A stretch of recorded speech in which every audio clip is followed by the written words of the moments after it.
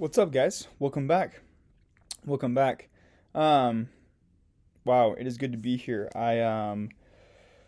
Whew, okay. So it's been a good day today. Just been at my parents' place. Hence the crazy background behind me. If at least if you're looking at YouTube, if you're on Spotify or Apple, then well, sucks for you. You don't get to see it. Anyways, so guys, welcome back. So, here's what we're doing today. Let me pull this up real fast. Yeah, so yesterday we talked a little bit about this whole idea or concept of by design or default, that we can either live a life by our own proactive choice or by the default of other people. Um, and so to kind of illustrate this, yesterday my my buddy, so we went to Improv Broadway, and anybody can do it. It's like a super like low level, like beginner to intermediate status of improv comedy. And so we were just gonna go and hang out. And so we walk in, sit down, and as I'm talking to my buddy on my left, I'm telling him about the place because this was his first time. It was my second time going there, and I'm like, yeah, dude, like anyone can go up if you want. You just go write your name on that paper. And looks at me, thinks for like 5 seconds, goes up, writes his name on paper, sits back down. And I'm like, oh, freak out, dude. This is gonna be good. I'm really excited for like his bit. And so we going through like everyone and gets like the very last person, or sorry, second last person. And the guy says, "All right, now we have Joshua Sprunt on deck." And I'm like, "What? Like, you gotta be kidding me. Like, this man is an absolute savage. He puts my name on an improv comedy show, and I have zero preparation. Zero. Literally zero. The man is a prankster, dude." And I'm sitting there like, you gotta be kidding me. Like, this guy, you know? And so I'm like racing in my head, like, okay, like, what am I gonna say? Like, what's gonna happen? You know, like, what am I gonna do? And I get up there and I do my bit. Was it funny? Not at all. But the part that was funny was the fact that I went up and did this bit with zero preparation, right? And so that's kind of like what I mean by design or by default. Had I known that I was going to do that and had been prepared for it, had I been able to like prepare a skit and like actually funny jokes, then I might have had like a better like outcome of laughs or whatever, or better experience up there. But it was like just wild. I got up there and just started talking about my weekend, just like random stuff. And afterwards, the guy running the show was like, "Yeah, honestly, dude, like that was pretty cool. There's no punchline. Nope, not at all. You just ran us through your weekend. That was it. Just ran us through your weekend. No punchline." I love it. And so it ended up being okay and like actually funny, just because of that. But the bit itself was terrible, absolute terrible. And so it was just like by default. It was just like whatever came to my head, whatever just flowed out. Right, there was zero like planning or preparation to it. And so it could have been a lot better. But luckily, I had like already seen a ton of other people do it, and I had done it once before, so I kind of had a general idea of how to do it. But still, it was rough. But that's just kind of an example of by design or by default. And so, moving into this idea of design, the next section is leadership and management, the two creations. So, we've been discussing this idea of the first creation, which is like this spiritual or mental creation of an idea or concept or even thing or object. And then there's the second creation, which is the physical manifestation of such idea or concept or object, right? And so, especially in organizations such as businesses or nonprofit organizations, or even like families or church and service communities, and even like our own personal individual lives, there are these two ways to manage our lives, or two ways to live our lives. I guess is a better way to do it. There's leadership and management. So, Habit 2 is based on this idea of personal leadership, right? So leadership is the first creation, management is the second creation, which is habit 3. So that's next. But habit 2 precedes habit 3. So leadership has to come first before management. Leadership and management are not the same thing. They're not. There's a distinct difference between them. It's very important to understand. Okay? Management is like this bottom line focus. It's like, how can I best accomplish certain things? And then leadership deals with the top line. Like, what are the things I want to accomplish? So Stephen Covey talks about a quote from Peter Drucker and Warren Bennis, which defines it really, really well. It says, management is doing things right. Leadership is doing the right things. Management is efficiency in climbing the ladder of success. Leadership determines whether the ladder is leaning against the right wall. So I've used that analogy before in previous episodes about making sure your ladder is against the right wall. And this is what it's referring to. It's referring to leadership. So habit 2 is the direction in which you're headed. Is your compass working accurately? Do you have a North Star of correct values and principles to guide yourself? Are you going to a destination that will actually be meaningful and joyful to you? Right? What is your definition of success? Right? And so he talks about this other analogy of understanding this, which is actually pretty cool. So essentially, he talks about this this group of people who are cutting their way through a jungle. Now, there's three types of people in this. There's the producers, the managers, and the leaders. So the producers, they're like the people in the jungle with machetes cutting through brush. They're like the very specific day-to-day tasks that have to be done in an organization in order to progress towards a goal. So they're the ones with the machetes cutting down, right? They're clearing out the undergrowth.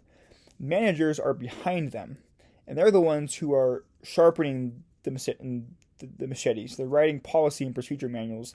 They're holding muscle development programs. They're bringing in improved technologies and setting up work schedules and compensation programs for machete wielders. So they're the ones who are behind the scenes, kind of like incentivizing or motivating these machete wielders and providing the correct tools and resources and technologies for them to do a very efficient job, for them to just cut through the undergrowth as fast as possible, right? And it says the leader is the one who climbs the tallest tree, surveys the entire situation, and yells, "Wrong jungle." So the leader says, look, we're not even headed in the right direction. Like, we are so caught up in this undergrowth and busyness of just trying to get through the growth that we're headed in the completely wrong direction. Like, all the work you're doing is for nothing, because it's not leading us to where we need to be to achieve our mission or our purpose in life, right? And so, but so often these busy, efficient, like, producers and managers, like, so often we get so caught up with these, like, distractions and busyness of life that we say, like, shut up, like, we're making so much progress, right? Like, it feels good to make progress in certain areas of our life, but the problem is that when we're not headed in the right direction, it doesn't matter anyways. It holds zero weight or meaning or context or purpose, because we're headed in a completely wrong direction. So leadership has to come first, right? And so a lot of times, like, we're not even aware of the fact that we're in the wrong jungle. And that's where things can get hairy, is we have to take time out of our day to make sure that we're in the right jungle. Take time to think on our mission statement, right? So there's that. And so he kind of goes more into this idea of monitoring your environment, right? So whether you're like in the car industry or in your personal life or in your family, it's like being able to monitor your environment, because in today's society and world and culture, the environment changes so quickly. People's motivations change, their buying tendency changes, the why behind they do things changes, or purposes change a lot. It's very, very fluctuating, and so therefore it's very, very important to monitor the environment to make sure that that we are still headed in the right direction and then we don't get caught off guard, right? I'm trying to think of like an example of that. I guess like, okay, let's go with this. So if you're trying to create a loving family culture where there is high trust, right? Um, and you kind of get so caught up in school and having your kids have really good grades, and you start like hounding them to get good grades because if they get good grades, then you will be able to like have a good happy family, right? But is that actually true? Like maybe not. Like maybe a child is struggling with school, and the better thing to do is just to understand the individual and to like validate him and to provide like better leadership to him. And so that's like that's that's probably not the best example, and it's not very like worded super well. I might have to dive more into it, but heck, that's why I'm here is to learn, right? But the whole idea of that is that we can get so caught up in management and in our environment that we lose focus of our purpose, which is to create a loving family. So I hope that makes sense, but just to always keep that purpose in mind and not to forget it, right? And that's in all like that's in every aspect of independent and interdependent life. That the effective leadership is very, very critical to have. Um, so another thing that's very important to understand is the future, right? This is a really cool concept because if you have a good set of principles and values to guide you, then it doesn't matter where you go because either way, or whichever way you take, you know how you're going to act. And so it's kind of independent of what's happening on the external circumstances. You're always going to have those correct guidelines to guide you because they're based on principles, they're self-evident, and they never ever change, right? And so you're in less need of a roadmap, of a direction or a pathway. So let's say I'm starting off on like a new job, right? And I like have no idea what the job is going to entail, but I do know that whatever happens, I'm going to work hard. I'm going to be honest with my dealings with my fellow men. I'm going to be grateful for the opportunities that I have. I'm going to learn a lot. And so if those are my principles, my values that are guiding me, and if I'm committed to making it work, right? Then like it doesn't actually matter what that job entails or who works there or their weaknesses or the weaknesses in the company. Like I'm just going to work within my circle of influence because I have these guiding principles, this North Star, this inner compass to guide me independent of what happens ahead. So it almost takes out like fear and stress and uncertainty because you're like, it doesn't actually matter what happens. I'm going to make it work because I'm set in these principles and these foundations. Hope that makes sense. And so the principle of effectiveness and oftentimes even survival does not depend on how much effort we put in, but rather it depends on whether or not that effort is expended in the right jungle or in the right area, the right direction, right? We can put a lot of effort going in the wrong direction and have that and reach that destination with less joy and less satisfaction and more fear and more distress or stress than by putting a little bit of effort in the right direction in the things that matter most, right? So just becoming aware of like why we're doing the things that we're doing on a day-to-day basis, right? Like why do I drive to school instead of taking the train, or why do I hang out with this person instead of this other person, right? Why am I taking this class instead of this class? And like one necessarily isn't wrong or good or bad. It's just like whichever one serves your purpose more and why it serves that purpose more. Okay, so there's that. So leadership just has to come first before management. Understanding our environment. Proactive, powerful leadership must constantly monitor environmental change. There's that.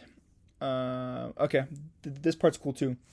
So he says efficient management without effective leadership is, as one individual has phrased it, like straightening deck chairs on the Titanic. Kind of funny, right? the Titanic's just sinking down in the ocean and you're straightening up the deck chairs. It's like it just doesn't matter. I think there are so many things in our lives that just don't matter at all. And so, yeah, it just kind of depends on what you're wanting to do. But, anyways, sorry, backing up, the reason that is because we get so caught up in this paradigm of efficiency, of management, right? We lose sight of our purpose, of the true leadership of ourselves. And so we always act with integrity to our paradigms. Always. It's like, that's like a law. Like, we'll never act with integrity outside of our paradigms unless there is one exception to that rule, and that's if there is a character that we trust, right? For example, I may not know why to keep the commandments of God, but if I trust in the character of God, then I'll act outside of my paradigm. Or not act with integrity to my paradigm, but rather just trust that the character of God will provide a better solution for my life. So, there's that. And so, leadership is hard because we get so caught up in this management paradigm that we don't act with integrity to a leadership paradigm. And so, changing that can be hard, but it's definitely possible. We can rescript ourselves, which will be tomorrow's episode, and I'm really excited for that. That's some powerful stuff. Right there is the ability to rescript ourselves and become our own first creator. So he tells a story in this section about a CEO of a company who was super caught up in this management role, his paradigm, and he was so worried about putting out fires on crises and working on a day-to-day agenda, doing scheduling, right? And he listened to Stephen Covey on the difference between management and leadership. And he said, okay, I am going to lead my company. I can delegate the management stuff. Other people can do those things, but I'm going to lead my company. And he says that it was really, really hard to make that shift because it shifted everyone's work style comfort zone. So he retreated back and took a step back to kind of look at his company as a whole and provide leadership, which made it so that he wasn't able to be there for the people that he was there for before. Where not now, those people had to just come up with solutions on their own, and they couldn't rely on the CEO to take care of it for them. And so it's a dramatic shift for everyone. But he says our company's in a much different place, in a much better place than if he hadn't done that. And so it was persistent and constant effort to be able to change that, where he truly had to step back and change his whole job description as the CEO of that. And as a result, he says that we're more in line with our environment. We have doubled our revenues and quadrupled our profits. I'm into leadership. And so to end this section off, Covey kind of touches on not only businesses and organizations, but also family life and on an individual basis. And so he talks about this idea that too often parents are also trapped in this management paradigm to where they think of control, efficiency, and rules instead of direction, purpose, and family feeling. So I'm not a parent, so I can't really give like super good advice on this. I'm really excited to try it out. But it's like instead of just being efficient with how the home is run, it's like truly focusing in on paradigms of your children. Because if your children have correct paradigms and they see the world accurately, then they'll act with integrity to that. So if you can just help them see this direction, this purpose, this feeling through shifting paradigms, I think it's a lot more effective because then they govern themselves instead of you having to constantly hover over the back and tell them what to do. It also applies into our personal lives, where we get so caught up with setting and achieving goals before we even clarified what those goals mean, right? Like I can go build a sandcastle in my parents' backyard right now, and that's setting and achieving a goal. That's really, really cool. But like, how does that actually tie into my values and my principles and my North Star, my mission statement, my purpose in life? Like, it probably doesn't, right? But I could say, oh, I'm going to go run for 4 miles today, which increases my capacity, my endurance, my strength, my body, and also increases my alertness of my mind and calluses that. And so that actually could lead to serving my purpose. And so I think as you come up with these ideas of leadership and then execute on them, you also have to take time to evaluate those and to question your assumptions, right? Like maybe running 4 miles is good, but is it the best thing that you could do? Who knows? Only you do. And that's where conscience comes in, is you can truly reevaluate your own life and your own the way you manage yourself against time and the way you lead yourself with true and correct principles. And you can actually question your assumptions on what you're doing to really determine if this actually is the best option for you. But anyways, so that's that, guys. Really appreciate it, and looking forward to tomorrow's episode. Enjoy.